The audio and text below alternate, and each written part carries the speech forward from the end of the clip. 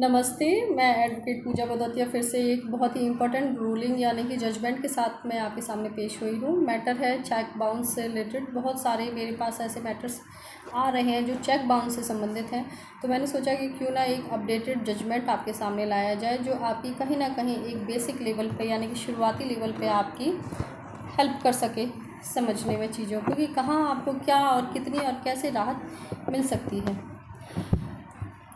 Video पूरा देखिएगा ताकि आपके सवाल ज़्यादा से ज़्यादा इस मैटर से रिलेटेड यहीं पे सॉल्व हो जाएंगे।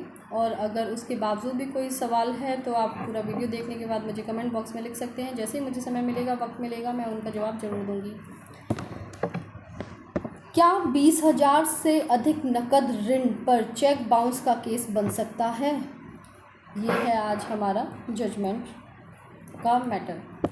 सुप्रीम कोर्ट करेगा फैसला। किस चीज़ का फैसला करेगा? धारा 138 धारा एनआई एक्ट के आप जानते होंगे, चेक बाउंस से संबंधित है। धारा 138 के तहत शिकायत मान्य है या नहीं, जान लेते हैं। मुख्य कानूनी प्रश्न क्या है?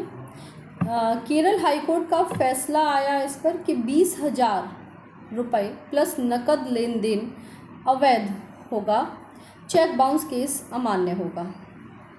याचिकाकर्ता की दलील आई, आयकर कानून का उल्लंघन ऋण को समाप्त नहीं करता है, यानी कि आयकर अधिनियम की धारा 269 SS क्या कहता है, जान लेते हैं। 20,000 से अधिक लेन देन यानी कि केवल खाता स्थानांतरण या चेक से होना चाहिए। खाता स्थानांतरण यानी कि आपकी ऑनलाइन ट्रांजैक्शन मान लीजिए, उससे या चेक से होना चाहिए। नकद भुगतान प्रतिबंधित है, यानी कि बिना वैध कारण, बिना किसी वैलिड रीज़न के आप नकद लेन देन आपका अवैध माना जाएगा। केरल हाईकोर्ट का निर्णय क्या था वो जान लेते हैं। अगर कोई व्यक्ति 20,000 से अधिक नकद देता है तो आपराधिक कोर्ट के दरवाजे बंद हो जाते हैं। कोर्ट ने आरोपी की सज़ा को रद्द किया और कहा कि अवैध लेन देन कानूनी रूप से लागू करने योग्य ऋण नहीं है। याचिकाकर्ता के मुख्य तर्क क्या थे इसमें वो जान लेते हैं। प्रतिबंध पैसा लेने वाले पर, यानी कि याचिकाकर्ता ने बोला कि प्रतिबंध पैसा लेने वाले पर होना चाहिए, देने वाला यानी कि क्रेडिटर पर नहीं होना चाहिए। केवल लेन देन के तरीके पर नियम होना चाहिए। आयकर में अलग से जुर्माना होना चाहिए। दोहरी सज़ा संविधान के खिलाफ ऋण की जिम्मेदारी बनी रहती है। यानी कि दोहरी सज़ा का क्या मतलब हुआ, मैं आपको संक्षेप में बता देती हूँ। हमारा जो कॉन्स्टिट्यूशन, इंडियन कॉन्स्टिट्यूशन है, उसमें हमारा आर्टिकल 20 और क्लॉज 2 बोलता है कि अगर आपको एक ही केस में एक बार सज़ा हो चुकी है तो उसी केस में आपको दूसरे किसी धारा या किसी एक्ट में दोबारा सज़ा नहीं मिल सकती, डबल जीओपार्डी नहीं हो सकता। विभिन्न हाई कोर्ट्स में विरोधाभास हुआ। केरल हाई कोर्ट ने क्या कहा वो जान लेते हैं। केरल हाई कोर्ट का कहना था कि अवैध नकद लेन देन पर चेक बाउंस केस अमान्य है, चेक बाउंस केस नहीं मान्य होगा। अन्य हाई कोर्ट्स का क्या कहना था वो जान लेते हैं। अलग अलग राय थी, एक समान निर्णय की ज़रूरत, अलग अलग हाई कोर्ट्स के अलग अलग डिसीजंस थे इसमें। तो सारी हाई कोर्ट्स ने मिलकर ये बोला कि अलग अलग राय है हम सब की, तो एक समान निर्णय की ज़रूरत है। इसमें कानूनी प्रभाव और महत्व क्या है? धारा 138 जो कि आप लोग सब जानते होंगे कि चेक बाउंस कानून का प्रभाव, धारा 138 के तहत। धारा 269 SS क्या है? आयकर अधिनियम नकद सीमा नियम, यानी कि नकद लेन देन जो आप करते हैं उस पर आयकर अधिनियम ने कुछ नियम बना रखे हैं अपनी धारा 269 के तहत। यह फैसला व्यापारियों, वकीलों और आम लोगों के लिए महत्वपूर्ण होगा कि अगर आप नकद लेन देन कर रहे हैं तो उसकी क्या नियम होने चाहिए, क्या सीमा होनी चाहिए, उसके संबंधित सुप्रीम कोर्ट का फैसला अभी इसमें आना है। जैसे ही जो भी इस पे फाइनल डिसीज़न होगा वो मैं आपको ज़रूर बताऊंगी। ये बहुत ही महत्वपूर्ण जजमेंट है हम सब के लिए।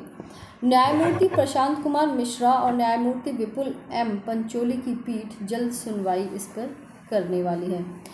ऐसे जो वीडियोस हैं आपके जैसे व्यापारियों, बिजनेसमैन यानी कि, और जो जिनका नकद लेन देन ज़्यादातर होता है अपने व्यवसाय से संबंधित या कार्य से संबंधित, उनके लिए ये बहुत ही महत्वपूर्ण जजमेंट होगा। जैसे ही ये जजमेंट फाइनल आएगा मैं आपको इसके बारे में ज़रूर बताऊंगी। आप पूरा वीडियो देखिए। आपकी इसमें क्या राय है? क्या नकद लेन देन के लिए चेक बाउंस वाली जो सीमाएं हैं वह कानूनी तौर पर मान्य होनी चाहिए? चेक बाउंस वाली धारा 138 के तहत क्या यह अपराध माना जाना चाहिए या नहीं माना जाना चाहिए? और कोर्ट्स, जो हाई कोर्ट्स ने इसमें अलग अलग अपनी मान्यताएं अपनी विचार दिए हैं। आपका निर्णय क्या है? आपके हिसाब से क्या इसमें जो अब हम प्रतीक्षित हैं यानी कि प्रतीक्षा कर रहे हैं कि सुप्रीम कोर्ट का क्या फ़ैसला आएगा, तो आपको क्या लगता है कि सुप्रीम कोर्ट को क्या फ़ैसला देना चाहिए? आप सबकी क्या राय है? कमेंट बॉक्स में ज़रूर लिखें। आपका कोई सवाल है संबंधित इस मैटर से तो आप कमेंट बॉक्स में ज़रूर बताएं। मैं उसका जैसे ही मुझे समय मिलेगा मैं उसका जवाब ज़रूर दूँगी। मैं ये देख रही हूँ कि आप लोग ना तो मेरी वीडियोस को लाइक कर रहे हैं, ना सवाल, आपके इतने सवाल भी नहीं हैं, और ना ही आप चैनल को सब्सक्राइब कर रहे हैं। मैं इतनी मेहनत से जो हमारे बीच इन दिनों हमारे समाज में व्यक्तिगत या सामाजिक तौर पर या व्यवहारिक तौर पर जो भी समस्याएं हैं उनसे रिलेटेड जजमेंट्स लेकर आती हूँ, चुन के लेके आती हूँ, और उनको बहुत ही सरल भाषा में समझाने की आपको कोशिश करती हूँ ताकि आप इन चीज़ों से अवगत रहें। आपको जानकारी होना बहुत ज़रूरी है ताकि आप या आपकी कोई नोन ऐसे किसी मैटर में फंस जाएं तो आप उसका बेसिक लेवल पर समाधान कर सकें। आप डगमगाएं नहीं, आपका विवेक आपके साथ हो। उस वक्त जब हमें जानकारी होती है तो हम अच्छे से उस प्रॉब्लम का सॉल्यूशन निकाल पाते हैं। अगर मेरी ये छोटी सी पहल है आप लोगों के लिए, उसमें मेरा सहयोग करें, ज़्यादा से ज़्यादा मेरी वीडियोस को शेयर करें अपने नोन रिलेटिव और अपने ग्रुप्स के साथ में, ताकि जो मैं ये चाह रही हूँ कि समाज में एक basic knowledge, legal knowledge basic level पर होना सबको बहुत ज़रूरी है। मेरा उसमें सहयोग करें, प्रोत्साहन बढ़ाएं। आपको मेरे वीडियोस कैसे लगते हैं प्लीज़ मुझे कमेंट करके बताएं। मेरी मेहनत या मेरा एक छोटा सा प्रयास आपको कैसा लगता है बताएं उसके बारे में।